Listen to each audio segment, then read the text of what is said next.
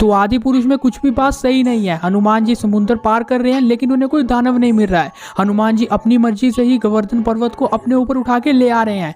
इसके बाद रावण का घमंड कभी टूटता ही नहीं है। प्रभु श्री राम एंड भरत का मिलन ही नहीं होता है। एंड इसके अलावा और भी बहुत ऐसी मिसिंग चीजें हैं जो कि आदि पुरुष वालों ने हमें दिखाई नहीं है। आज के इस वीडियो में हम टॉप 20 ऐसी मिसिंग थिंग्स की बात करेंगे जो रियल रामायण में तो थी बट आदि पुरुष में नहीं है। मतलब ऑब्वियसली आप इसे कंपैरिजन वीडियो भी समझ सकते हो जहां पे हम रियल रामायण का आदि पुरुष के साथ कंपेयर करेंगे कि जो बातें रियल रामायण में है, जो कि सही बातें हैं, वो बातें आदि पुरुष में दिखाई नहीं गई है। इसीलिए कई पॉइंट में मूवी समझ नहीं आती है। तो क्या है वो बातें, चलो जानते हैं।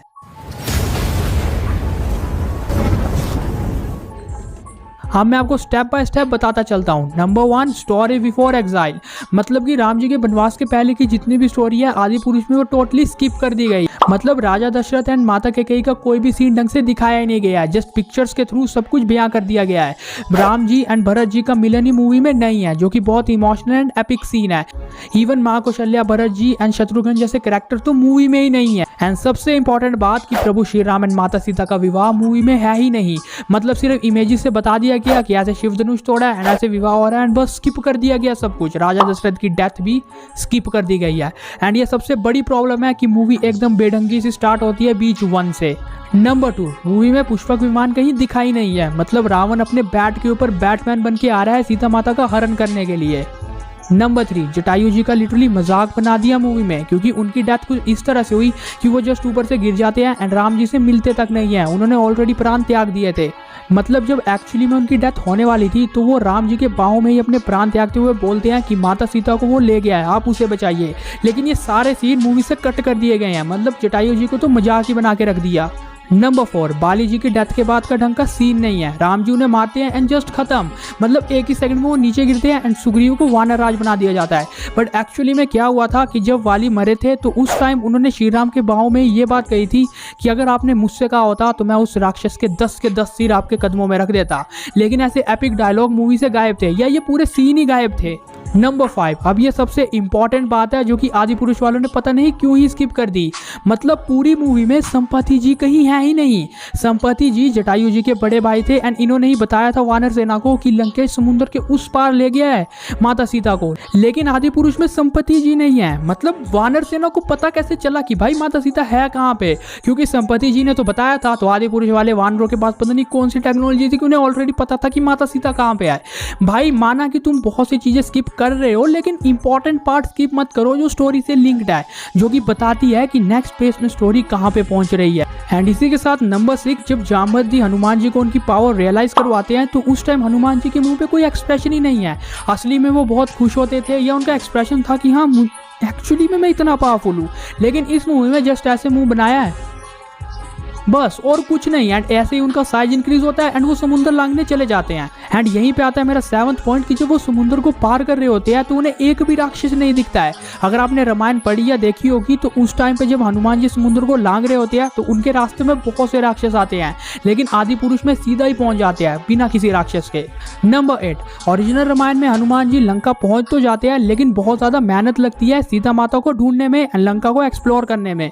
लेकिन इस मूवी में 1 सेकंड के अंदर ही वो माता सीता के पास पहुंच गए। मतलब उन्हें पहले से ही पता था कि कहां पे माता सीता।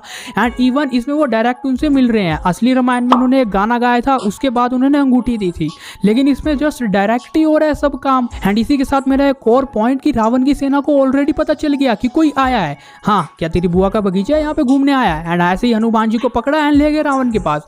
लेकिन एक्चुअल रामायण में हनुमान जी ने क्या किया था, उन्होंने अशोक वाटिका के पेड़ों को तोड़ा था, हर जगह उन्होंने हलचल मचा दी थी। तब जाके रावण की सेना को यह बात पता चली थी कि कोई घुस गया अशोक वाटिका में। एंड यहीं पे मेरा 9th पॉइंट आता है कि एक्चुअल रामायण में या एनिमेटेड सीरीज में बैकग्राउंड एकदम सेट था। हनुमान जी आते हैं एंड लंकेश अपनी कुर्सी में बैठे होते हैं एंड हनुमान जी को वो उनके सामने पेश करते हैं।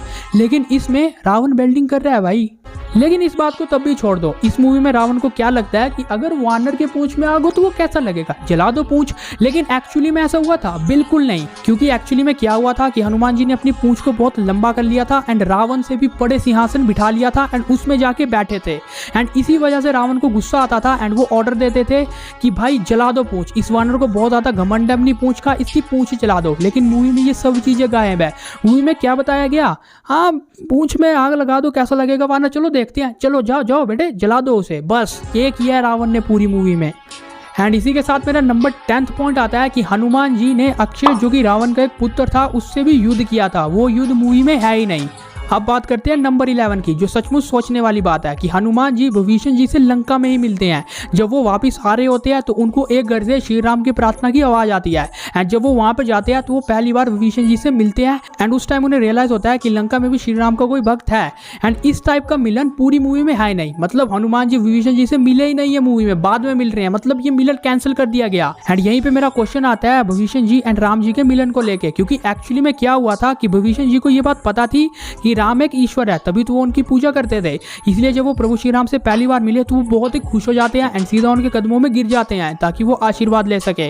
लेकिन इस मूवी में उन्हें एज अ फ्रेंड दिखाया जा रहा है शुरू में, मतलब ऐसा लगता है कि वो एक दूसरे से पहली बार मिल रहे हैं। एंड इसीलिए आता है मेरा एक और पॉइंट नंबर 12 कि प्रभु श्री राम अंगद जी को भेजते हैं कि रावण को एक बार वार्निंग तो दे आए कि भाई अभी भी टाइम है, शरण में आ जाओ, तो वो सीन मूवी में है ही नहीं। एंड यहीं पे इन्होंने अंगद जी का सबसे आइकॉनिक सीन ही काट दिया। अंगद जी जब अपना पैर रख लेते हैं एंड पूरी सेना में कोई भी नहीं उठा पाता है एंड लास्ट में रावण आता है तो वो उसे बोलते हैं कि मेरे नहीं प्रभु श्री राम के पैर पकड़ो। ये सारे सीन मूवी में है ही नहीं, मतलब गायब। अब बारी आती है नंबर 13 की, यानी निकुंभा एंड कुंभा। ये दोनों कुंभकर्ण जी के पुत्र थे लेकिन ये पूरी मूवी में कहीं आए ही नहीं, मतलब ये एक्चुअली में एग्जिस्ट ही नहीं करते आदि पुरुष में। एक्चुअली में क्या हुआ था कि सबसे पहले इन दोनों को युद्ध करने के लिए भेजा गया था, लेकिन एक सुग्रीव जी के हाथों मारे जाते हैं एंड एक हनुमान जी गया तो, जहां तक मुझे याद है। एंड इसी के साथ मेरा नंबर 14th क्वेश्चन आता है कि कुंभकर्ण जी को तो स्क्रीन टाइम ही नहीं दिया गया, मतलब ऐसा लगता ही नहीं है कि वो मूवी में है। कुछ झटकों में ही उनकी डेथ हो जाती है, ऐसे कुछ होता है, प्रभु श्री राम उन्हें तीर मारते हैं एंड बस खत्म। लेकिन एक्चुअली में प्रभु श्री राम एंड कुंभकर्ण की एक अच्छी फाइट हुई थी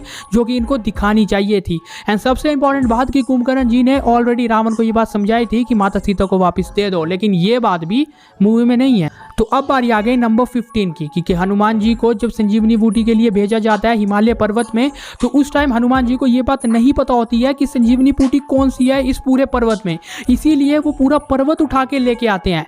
लेकिन पता है आदि पुरुष में क्या दिखाया गया, हनुमान जी जस्ट गए एंड उठा के ले आए पर्वत, मतलब कोई सीन नहीं है कि हनुमान जी क्यों लेके आए हैं, मतलब वही ले आना था डायरेक्ट। तो कम से कम ये तो बता देते हैं कि हनुमान जी को वो नहीं मिली इसीलिए उठा के लाए हैं वो। भाई क्या कर रहे हो तुम। एंड इसके बाद आता है नंबर 16 मेघनाथ जी एंड लक्ष्मण जी के पूरा युद्ध। मैं ये नहीं कह रहा कि युद्ध स्किप है, लेकिन पूरा युद्ध गलत दिखाया गया है। सबसे पहले विभीषण जी लक्ष्मण जी को ये बोलते हैं कि मेघनाथ अपना स्नान करके निकलेगा तब उसे मारना नामुमकिन है, लेकिन एक्चुअली में वो एक पूजा थी। पहले तो ये गलत। एंड सेकंड सबसे इंपॉर्टेंट बात कि इन्होंने बोला कि मेघनाथ को पानी के अंदर ही मारा जा सकता है, इसलिए आदि पुरुष में पता है क्या हुआ, लक्ष्मण जी ने मेघनाथ का गला घोटा पानी के अंदर एंड पानी के अंदर ही मार दिया। लेकिन एक्चुअली में इनका एक बहुत ही क्लासिकल युद्ध हुआ था जो कि देखने लायक था, बट आदि पुरुष वालों ने सोचा क्या ही कराना, पानी के अंदर ही निपटा दो। एंड इसी के साथ एक और बात की मेघनाथ जी लक्ष्मण जी को मूर्छित करते हैं, वो भी एक बहुत क्लासिकल सीन था, लेकिन वो भी 1 सेकंड में हो गया। ऐसे हुआ हो क्या भाई, क्या हो रहा है ये।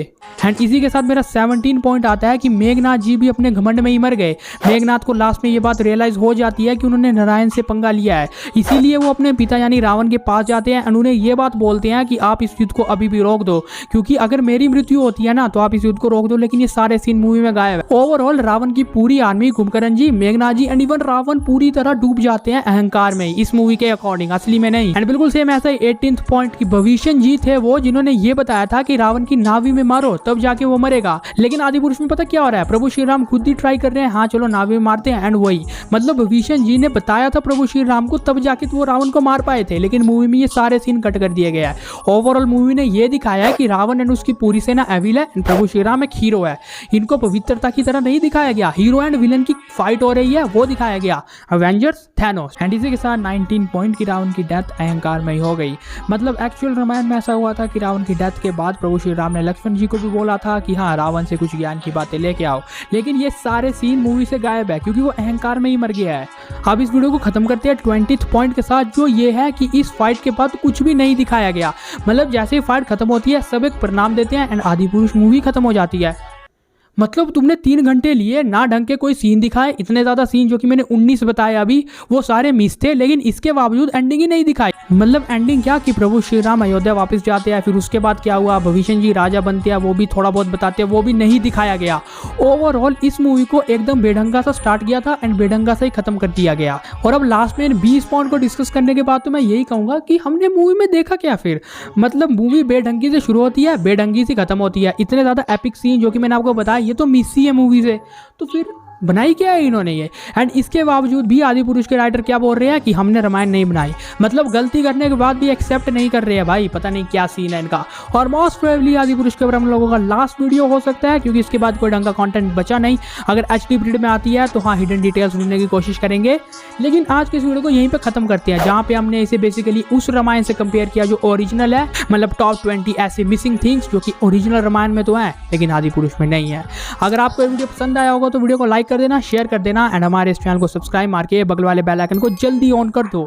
लेकिन लास्ट में अगर मुझसे कोई भी डिटेल मिस होगी है तो कमेंट में जरूर शेयर कर देना। And bye, thanks for watching this video.